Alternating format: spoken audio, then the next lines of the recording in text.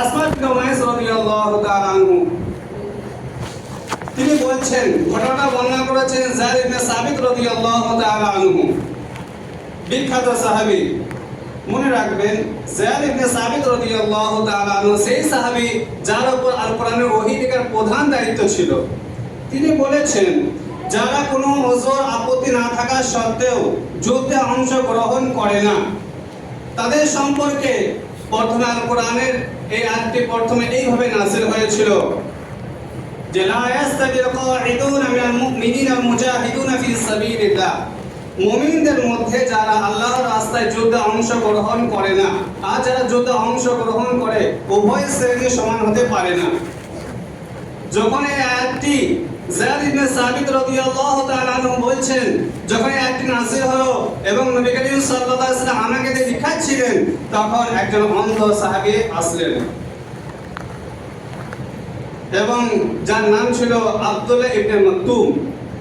সে অন্ধ সাহাবী নবীজি সাল্লাল্লাহু আলাইহি ওয়াসাল্লামের কাছে এসে বললেন, হে আল্লাহর রাসূল, আল্লাহর কসম করে বলছি, আমার যদি ক্ষমতা থাকতো, আমার যদি শক্তি থাকতো, তাহলে আমি অবশ্যই জিহাদে শরীক হতাম, অর্থাৎ যুদ্ধে অংশগ্রহণ করতাম।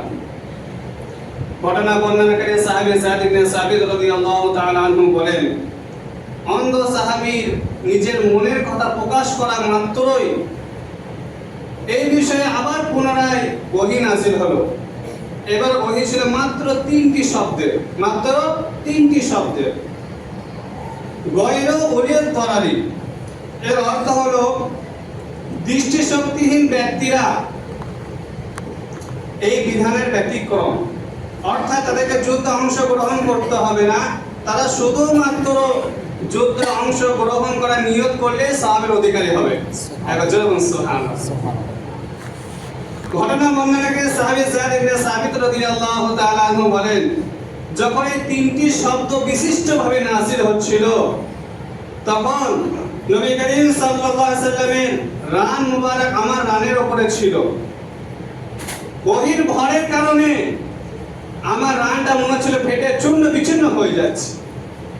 তো মেরা মুহতারাম বুজুর্গ দোস্ত, এই ঘটনা থেকে আমরা স্পষ্ট বুঝতে পারছি যে এই কোরআন আল্লাহ তাআলার কালাম। এই কোরআন কোনো পৃথিবীর মানুষের রচিত ভাষা নয়, এটা হচ্ছে আসমানি কিতাব। এবার আসুন, আল্লাহ তাআলা এই কোরআনকে কিভাবে সংরক্ষণ করে রেখেছেন তার বাস্তব একটি ঘটনা শুনুন। ঘটনাটি তাফসীরের কিতাবের মধ্যে এসেছে যে বাদশা মামুন রশিদের দরবারে ইলমি মজলিস কায়েম হতো, অর্থাৎ জ্ঞান এবং বিজ্ঞানের একটি আলোচনা সভা অনুষ্ঠিত হতো। একদিন এক ইহুদি ব্যক্তি বাদশা মামুন রশিদের দরবারে হাজির হলো। তার পরনে ছিল সুন্দর একটি পোশাক, মনে হলো যে তিনি একজন উচ্চ বংশের কোনো সম্ভ্রান্ত পরিবারের মানুষ। সেই ইহুদি ব্যক্তি বাদশা মামুন রশিদের দরবারে বিজ্ঞান এবং দর্শনের উপর একটি মূল্যবান বক্তব্য পেশ করলো।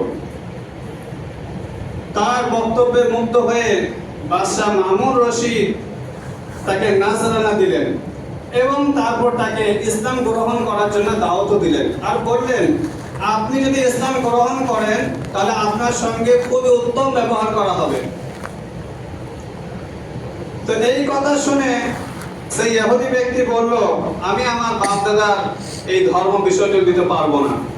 এই বলে সে কিন্তু নিজের দেশে ফিরে চলে গেল। অতঃপর দীর্ঘ 1 বছর পর সেই ব্যক্তি মুসলমান হয়ে বাদশা মামুন রশিদের দরবারে হাজির হলো। এবার দরবারে আলোচনা সভায় ইসলামী ফিকহ সম্পর্কে অত্যন্ত জ্ঞানগর্ভ এবং যুক্তিপূর্ণ বক্তব্য পেশ করলো। এবারে বাদশা মামুন রশিদ তার বক্তব্যে মুগ্ধ হয়ে তাকে সভার শেষে ডেকে জিজ্ঞাসা করলেন যে, আপনি কি সেই ব্যক্তি যাকে আমি আগামী বছর ইসলাম গ্রহণ করার জন্য দাওয়াত দিয়েছিলাম? আপনি কি সেই ব্যক্তি? তখন সেই ইহুদি ব্যক্তি বলছে, হ্যাঁ আমি হচ্ছে সেই ব্যক্তি। তখন বাদশা মামুন রশিদ জিজ্ঞাসা করলেন যে, আমি তো আগামী বছর যখন দাওয়াত দিয়েছিলাম তখন তো আপনি ইসলাম গ্রহণ করলেন না, তাহলে এখন আবার কি কারণে আপনি ইসলাম ধর্ম গ্রহণ করলেন? তখন সেই ইহুদি ব্যক্তি বলছে যে, হ্যাঁ আমিরুল মুমিনিন, আমি এখান থেকে ফিরে যাওয়ার পর হতে আমি বিভিন্ন ধর্মের গ্রন্থ গবেষণা করতে শুরু করেছিলাম। হাতে বই লিখে বাজারে বিক্রি করা হচ্ছে আমার পেশা। আমি বিভিন্ন গ্রন্থ হাতে লিখে বাজারে উঁচু দামে বিক্রি করি। তাই আমি বর্তমান যুগের বিখ্যাত কিছু ধর্মের কিতাবগুলি নিয়ে আমি গবেষণা করতে শুরু করেছিলাম।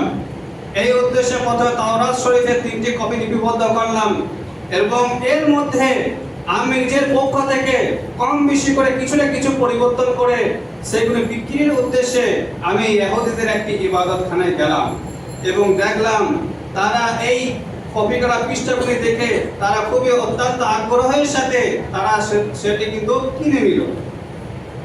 তারপর আমি ইনজিল শরীফের 3টি কপি লিপিবদ্ধ করে তার মধ্যে বেশ কিছু জায়গায় হেরফের করে সেগুলো বিক্রির উদ্দেশ্যে খ্রিস্টানদের চার্চে গেলাম এবং দেখলাম তারাও খুবই আগ্রহ সহকারে সেগুলো কিন্তু কিনে নিল।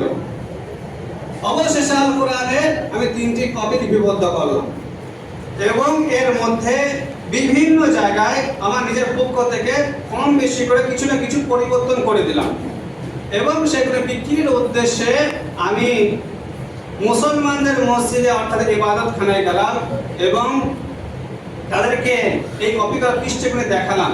তারা দেখলো কিন্তু তারা কিছুতেই সেগুলো কিন্তু সংগ্রহ করলো না। তখন আমি বুঝতে পারলাম এই কোরআন হচ্ছে অবিকৃত এবং সত্য গ্রন্থ। এই পৃথিবীর সমস্ত কিতাব কিন্তু ওলটপালট হয়ে গেছে, কিন্তু এই আল কোরআনে কোনো হেরফের হয় নাই। তখন আমি ইসলাম গ্রহণ করেছি এই বলে সেই ব্যক্তিরা বলছে আমি এইভাবে ইসলাম গ্রহণ করেছি। এবার চলে সুবহানাল্লাহ। তো মেরা মহতারাম বুজুর্গ দোস্ত, আমরা যদি আল্লাহর সৃষ্টি নিয়ে আল্লাহর কোরআনকে নিয়ে একটু চিন্তা ফিকির করি তাহলে আমরা কিন্তু বুঝতে পারবো যে ইসলামের যা কিছু হুকুম আছে খুবই সহজ এবং আল কোরআনের প্রত্যেকটি নির্দেশকে যদি আমরা মেনে চলি তাহলে আমরা কিন্তু সফল এবং কামিয়াব হয়ে যাব। আল্লাহ তাআলা আমাদেরকে সকলকে আমল করার তৌফিক দান করুক। আমরা সকলে বলি আমিন। মেরা মুহতারাম বুজুর্গ দোস্ত, আজ